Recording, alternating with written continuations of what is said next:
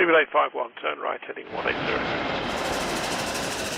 14 Papa, turn right 245, report localizer established 27. The Airbus A380 and Boeing 747 are two icons of the skies in their own way, but one thing they share in common is generally the sheer size in comparison to most other aircraft flying in the world. They're genuinely giants, with 4 engines and both being double-decker aircraft. However, their time within the industry has very quickly expired. While today I won't necessarily explore the specific reasons these two aircraft have seen their time disappear before our very eyes, I'll rather explore a question surrounding Boeing and their future aircraft. Why don't they make another giant plane like that of the 747 and even bigger? A passerby may think that advancements in aviation refer to making bigger aircraft that look simply more spectacular, but it's a lot more complicated than that. There's market studies, efficiency, and much more to analyze, and I'll begin today's proceedings with the very first point being market studies.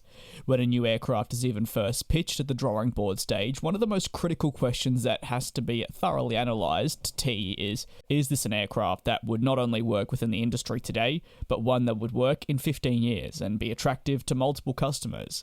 It's complex and a process that by no means can be completed overnight. One thing that has been realized over the past decade is that bigger aircraft are generally not as favorable. Since the emergence of the highly efficient twin-engined long-range plane that you could argue even started in the 1990s with the 777.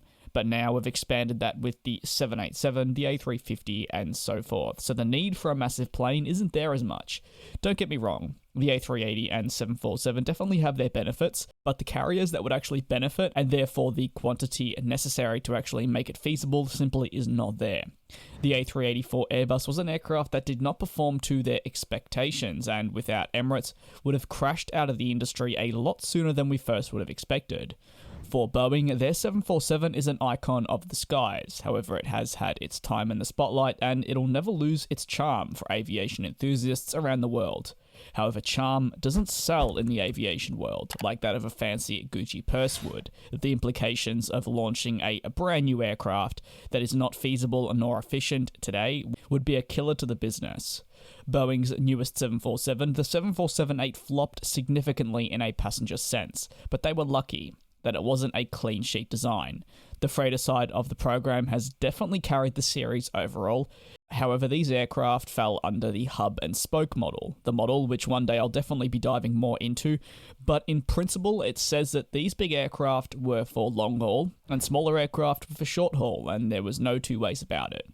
Now, in 2022, which yes, still definitely feels weird to say, these rules have been rewritten. The A321, as we know, can fly transatlantic.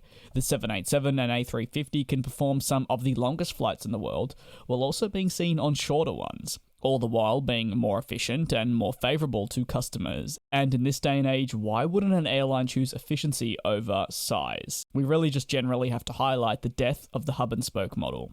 As an aviation enthusiast, like I'm sure many of you watching today are, I'll say that I want Boeing to build a massive new aircraft. However, it's just something that isn't feasible and would be a detriment to the aircraft manufacturers' fortunes. So while in 50 years things may certainly be different, for at least now, Boeing will explore avenues away from massive quad-engine jets with potentially their NMA, further development on the 787 in the future, and just generally a more twin-engined efficient aircraft, or, as we move away from potentially the traditional engines, something totally different. Thank you very much for watching this different kind of video on the channel. If you would like to see more of it, please don't hesitate to let me know down in the comment section below. Thanks so much for watching, and I'll see you next time.